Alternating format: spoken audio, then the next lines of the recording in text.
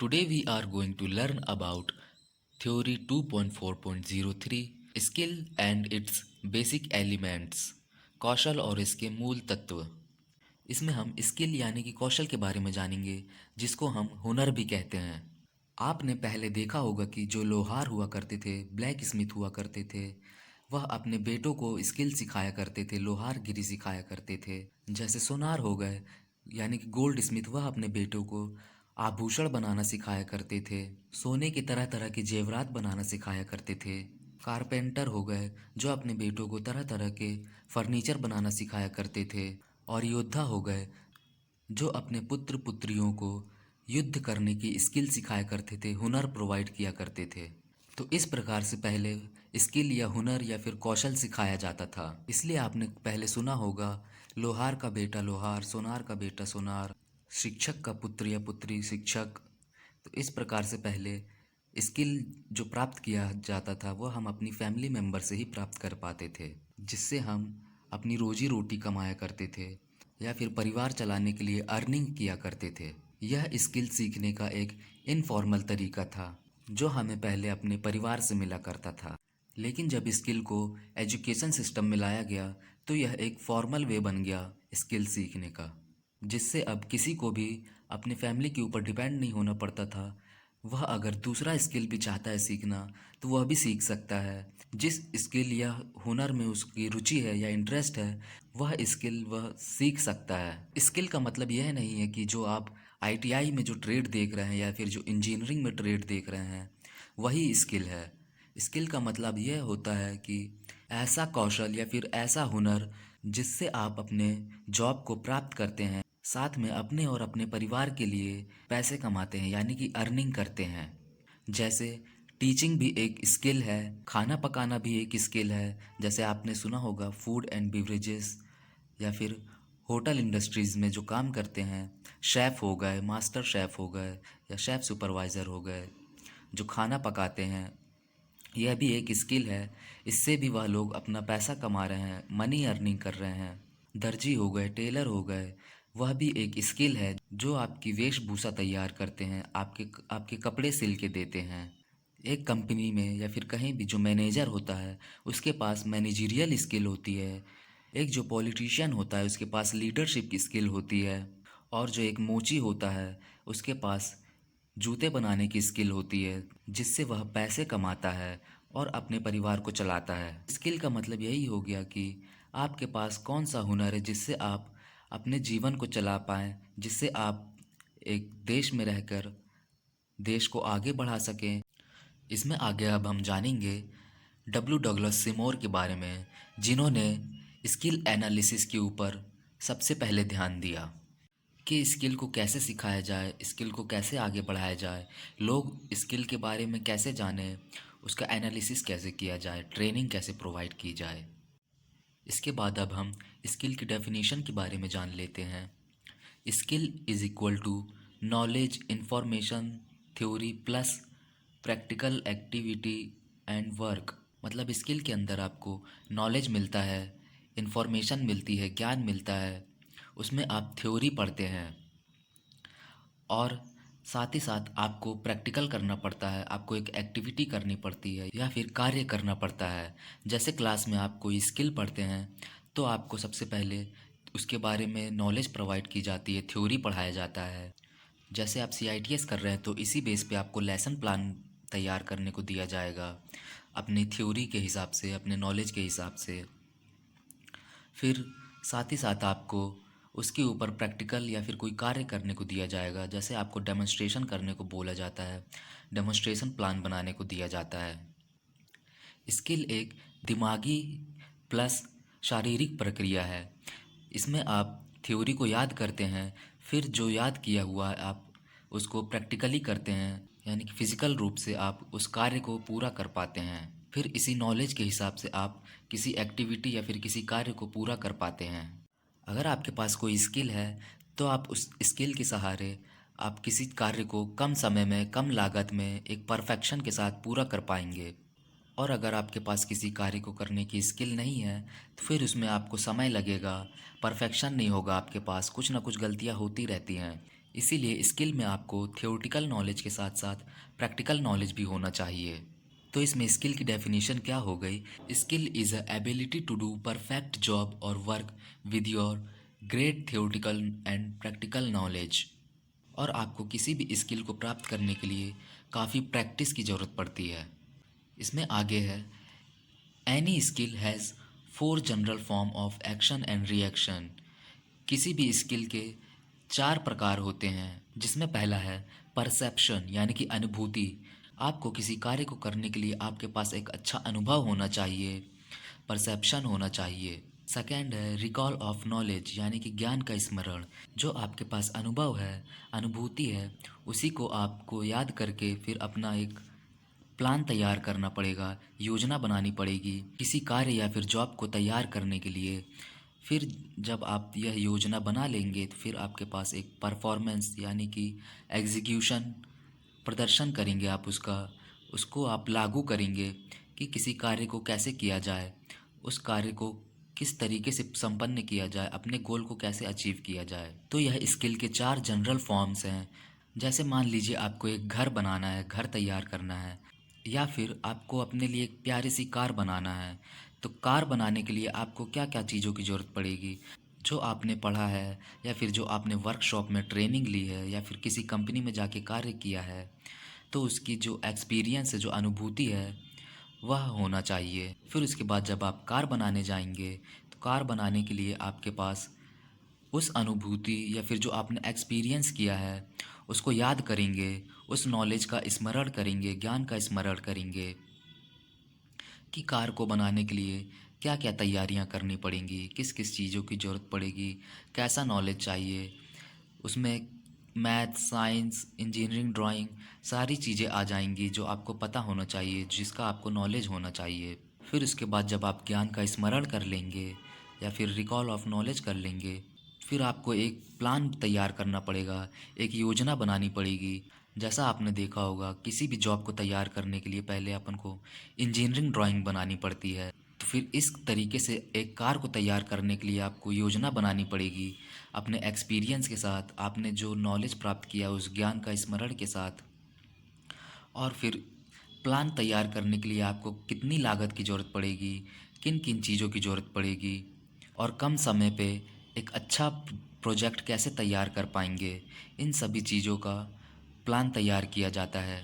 जैसे कार को तैयार करने के लिए सबसे पहले एक फिटर की ज़रूरत पड़ती है, जो कार के पार्ट्स को बनाता है। उसमें मशीनिस्ट की ज़रूरत पड़ती है, जो नट बोल्ट्स और बाकी चीज़ों को तैयार करते हैं। उसमें एक इलेक्ट्रीशियन की ज़रूरत पड़ती है, जो लाइट वगैरह की, हॉर्न या फिर कई चीज़ों जो इलेक्ट्रिक से संबंधित है उनकी तैयारी करते हैं।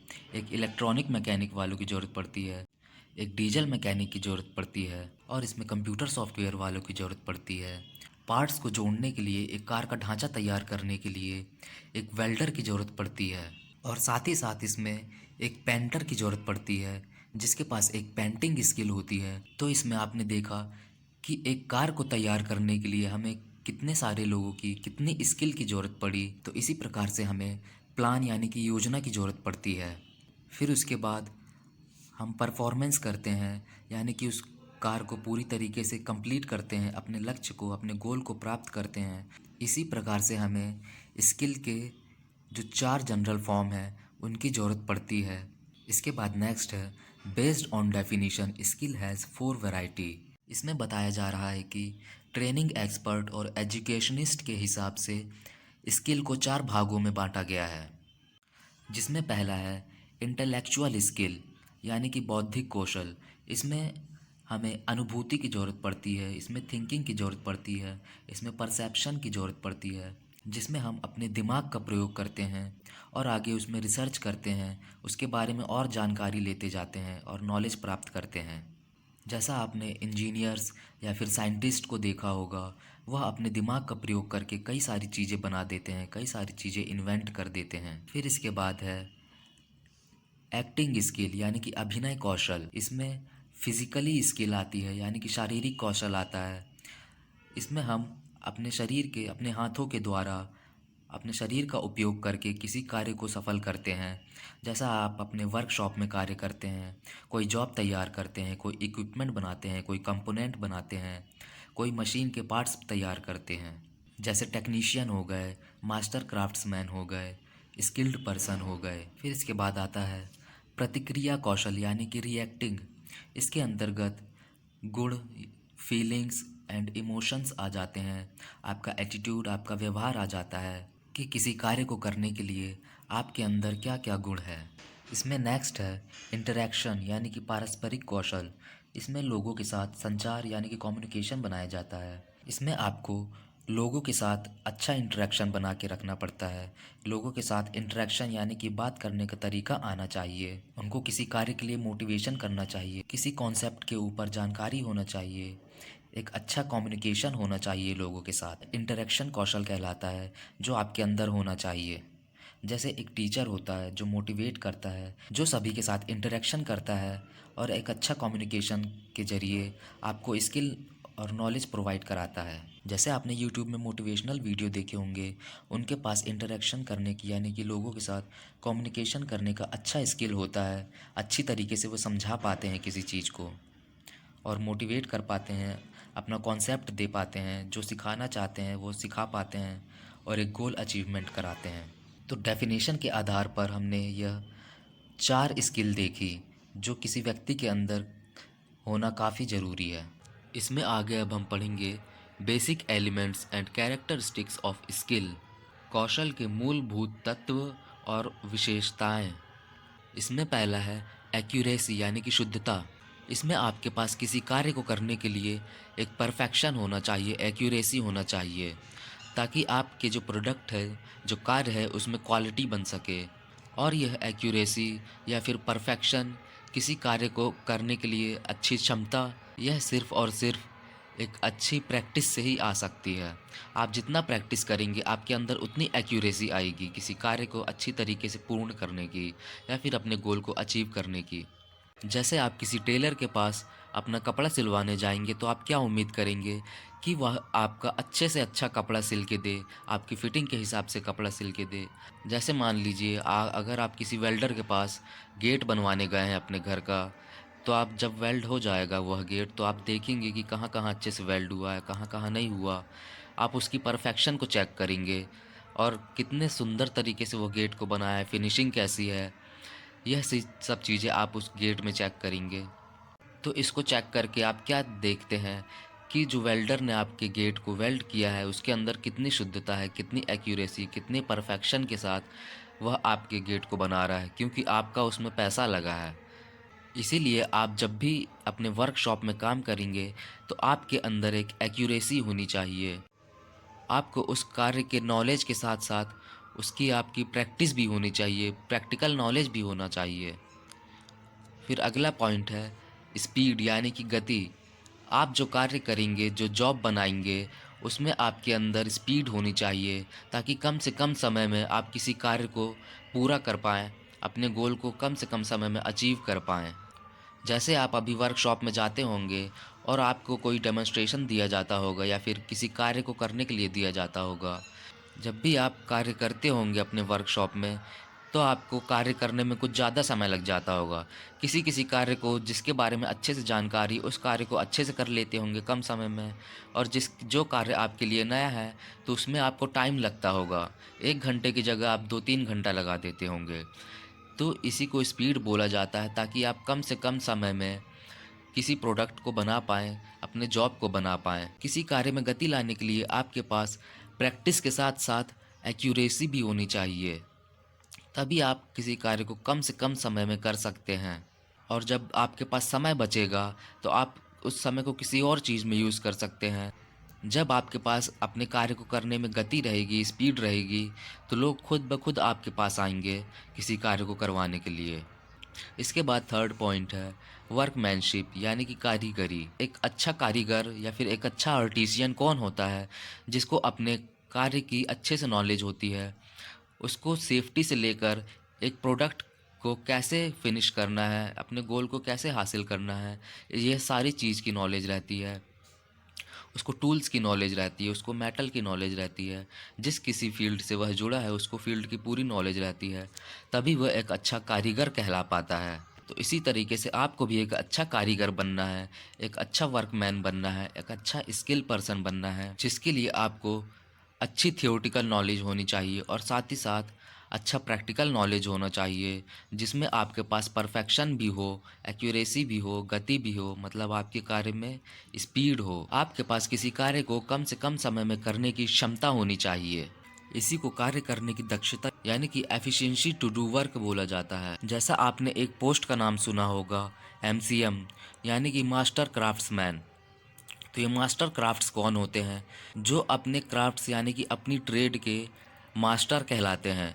उनको हर एक चीज़ की नॉलेज रहती है। वो किसी मशीन को खोल के दोबारा उसको जोड़ सकते हैं, किसी मशीन का वह पार्ट्स बना सकते हैं, कोई मशीन ख़राब हो जाए तो उसको ठीक कर सकते हैं। तो ये एक कारीगर कहलाता है। या फिर किसी कार्य को अच्छी तरीके से पूर्ण कर सकते हैं, उसमें उस कार्य में उसकी सफाई रहेगी, उस कार्य में उसका परफेक्शन रहेगा और कम से कम समय में करके दिखाएगा। तो ये थे basic elements and characteristics of skill. इसके बाद अब हम पढ़ेंगे कैरेक्टरिस्टिक्स ऑफ स्किल, यानी कि कौशल की विशेषताएं। इसमें पहला है चैन और मोटर रिस्पॉन्स। तो चैन और मोटर रिस्पॉन्स क्या होती है? आपके अपने स्टिमुलस यानी कि प्रतिक्रिया द्वारा किसी कार्य को करना। आपकी प्रतिक्रिया किससे होती है? आपके सेंसेस से होती है, जो 5 सेंस हैं उसके द्वारा आप किसी कार्य को समझते हैं, देखते हैं, सुनते हैं, उसके बारे में पूरा नॉलेज लेके फिर उस कार्य को करते हैं, अपने जॉब को करते हैं। यह जॉब आप अपने हाथों के द्वारा करते हैं, अपने शरीर का, अपने मसल्स का प्रयोग करते हैं, यानी कि फिज़िकल तरीके से जो आपने नॉलेज लिया है उसको फिज़िकल रूप से आप किसी कार्य को करने के लिए यूज़ करते हैं। तो अपने हाथों, अपनी मसल्स, अपने बॉडी का उपयोग करके किसी जॉब को प्रैक्टिकली आप जब करते हैं तो उसको मोटर रिस्पॉन्स बोला जाता है या फिर चैन रिस्पॉन्स बोला जाता है। इसमें नेक्स्ट पॉइंट है मूवमेंट कोऑर्डिनेशन, यानी कि गति समन्वय। तो ये मूवमेंट कोऑर्डिनेशन क्या होता है कि मोटर रेस्पॉन्स का ही एक रूप है, जिसमें हम अपने आँखों, हाथों, पैर के द्वारा या फिर मांसपेशियों के द्वारा, मसल्स के द्वारा किसी कार्य को परफेक्ट तरीके से करते हैं। हाथ या पैर का मूवमेंट है उसको आप कोऑर्डिनेशन करते हैं, उसका सही जगह उपयोग करते हैं, जिससे आप कोई जॉब को या फिर प्रैक्टिकली किसी चीज़ को कर पाते हैं। जैसे आप मान लीजिए कार चलाते हैं, साइकिल चलाते हैं, बाइक चलाते हैं, तो आप कैसे, आपका दिमाग एक आपको कंट्रोल कर रहा रहता है। आप किस समय एक्सीलेटर का उपयोग करते हैं, किस समय ब्रेक का उपयोग करते हैं, अपने हाथों का उपयोग, अपने पैर का उपयोग करते हैं। उस ये आपका क्या हुआ, एक मूवमेंट कोऑर्डिनेशन हो गया, गति समन्वय हो गया। इसके बाद नेक्स्ट है रेस्पॉन्स पैटर्न, यानी कि प्रतिक्रिया विधि। इसमें बताया जा रहा है कि जो आप रेस्पॉन्स करते हैं, जो प्रतिक्रिया देते हैं किसी चीज़ को देख के, जब आप किसी कार्य को करते हैं या फिर जब आप अपने जॉब को तैयार करते हैं या फिर किसी कारखाने में काम करते हैं, कार्य करते हैं, तो आपके अंदर रेस्पॉन्स पैटर्न बनता है। किस समय पे कैसी प्रतिक्रिया देनी है, आपका एटीट्यूड, आपके व्यवहार, हर चीज़ की प्रतिक्रिया आपके अंदर जो आती है वह रेस्पॉन्स पैटर्न होता है। इसमें अब हम अगला अभ्यास पढ़ेंगे, अभ्यास 2.4.04 फेज ऑफ स्किल लर्निंग, कौशल शिक्षण की अवस्था।